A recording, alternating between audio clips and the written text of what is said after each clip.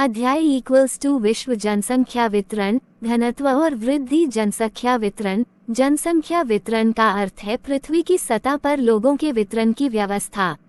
जनसंख्या को समान रूप से वितरित नहीं किया जाता है क्योंकि दुनिया की 90% आबादी अपने भूमि क्षेत्र के लगभग 10% में रहती है।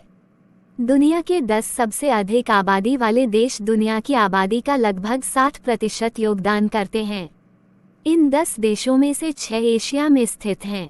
जनसंख्या घनत्व। प्रति इकाई क्षेत्रफल पर निवास करने वाले व्यक्तियों की औसत संख्या को जनसंख्या घनत्व कहते हैं।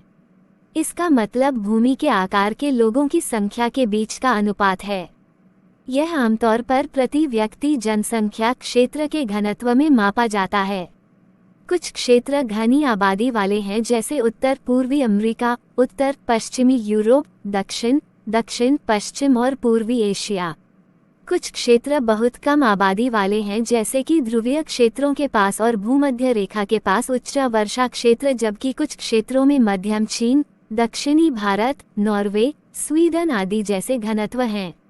जनसंख्या घनत्व की गणना। जनसंख्या घनत्व मापने के लिए कुल जनसंख्या को कुल क्षेत्रफल से भाग दिया जाता है। उदाहरण, मान लीजिए किसी देश की जनसंख्या 10 लाख है और वहां का क्षेत्रफल 10,000 वर्ग किलोमीटर है। इस स्थिति में वहां का जनसंख्या घनत्व 10 लाख बटा 10,000 अर्थात 100 व्यक्ति प्रति वर्ग किलोमीटर होगा। नोट: ऐसे क्षेत्र जिनकी जनसंख्या 200 व्यक्ति प्रति वर्ग किलोमीटर से अधिक होती है उन्हें सघन आबादी वाला क्षेत्र कहा जाता है। जनसंख्या वृद्धि दर। किसी क्षेत्र में निश्चित समयावधि में जनसंख्या में होने वाले परिवर्तन को जनसंख्या वृद्धि कहते हैं।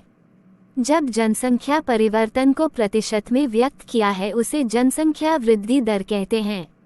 जनसंख्या वृद्धि दर के प्रकार। जनसंख्या वृद्धि दर 2 प्रकार की होती है।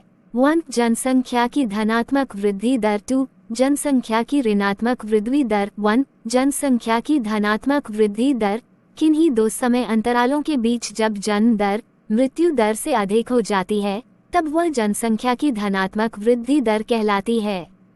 2. जनसंख्या की ऋणात्मक वृद्धि दर किन्हीं 2 समय अंतरालों के बीच जब जन्म दर मृत्यु दर से कम हो जाती है तब वह जनसंख्या की ऋणात्मक वृद्धि दर कहलाती है। जनसंख्या की वास्तविक वृद्धि की गणना। जनसंख्या की वास्तविक वृद्धि की गणना दिए गए सूत्र द्वारा की जा सकती है। जनसंख्या की वास्तविक वृद्धि इक्वल्स जन्म मृत्यु जोड़ आप्रवास उत्प्रवास माल्थस सिद्धांत। थॉमस माल्थस सिद्धांत 1893 के अनुसार लोगों की संख्या खाद्य आपूर्ति की अपेक्षा तेजी से बढ़ेगी।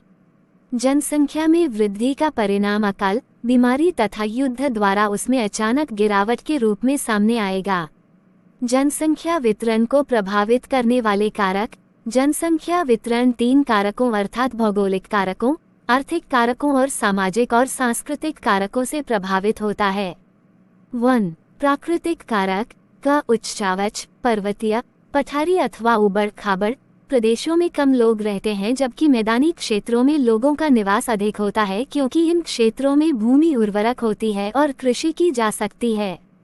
यही कारण है कि नदी घाटियों जैसे गंगा, ब्रह्मपुत्र, होंगो आदि की घाटियां अधिक घनी बसी है।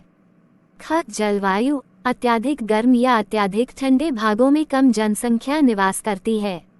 ये विरल जनसंख्या वाले क्षेत्र हैं जैसे मरुस्थल व पहाड़ी क्षेत्र। मानसून प्रदेशों में अधिक जनसंख्या निवास करती है जैसे एशिया के देश। जनसंख्या की वास्तविक वृद्धि की गणना। जनसंख्या की वास्तविक वृद्धि की गणना दिए गए सूत्र द्वारा की जा सकती है। जनसंख्या की वास्तविक वृद्धि इक्वल्स जन्म मृत्यु जोड़ आप्रवास उत्प्रवास माल्थस सिद्धांत। थॉमस माल्थस सिद्धांत 1893 के अनुसार लोगों की संख्या खाद्य आपूर्ति की अपेक्षा तेजी से बढ़ेगी। जनसंख्या में वृद्धि का परिणाम अकाल, बीमारी तथा युद्ध द्वारा उसमें अचानक गिरावट के रूप में सामने आएगा। जनसंख्या वितरण को प्रभावित करने वाले कारक। जनसंख्या वितरण 3 कारकों अर्थात भौगोलिक कारकों, आर्थिक कारकों और सामाजिक और सांस्कृतिक कारकों से प्रभावित होता है। 1. प्राकृतिक कारक। क उच्चावच, पर्वतीय, पठारी अथवा उबड़ खाबड़ प्रदेशों में कम लोग रहते हैं जबकि मैदानी क्षेत्रों में लोगों का निवास अधिक होता है क्योंकि इन क्षेत्रों में भूमि उर्वरक होती है और कृषि की जा सकती है। यही कारण है कि नदी घाटियों जैसे गंगा, ब्रह्मपुत्र, होंगो आदि की घाटियां अधिक घनी बसी है।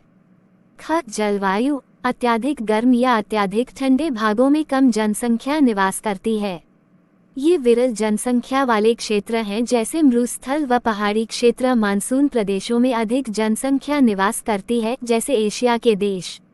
इस प्रकार कक्षा 12 का भूगोल विषय का दूसरा अध्याय का वर्णन खत्म हुआ।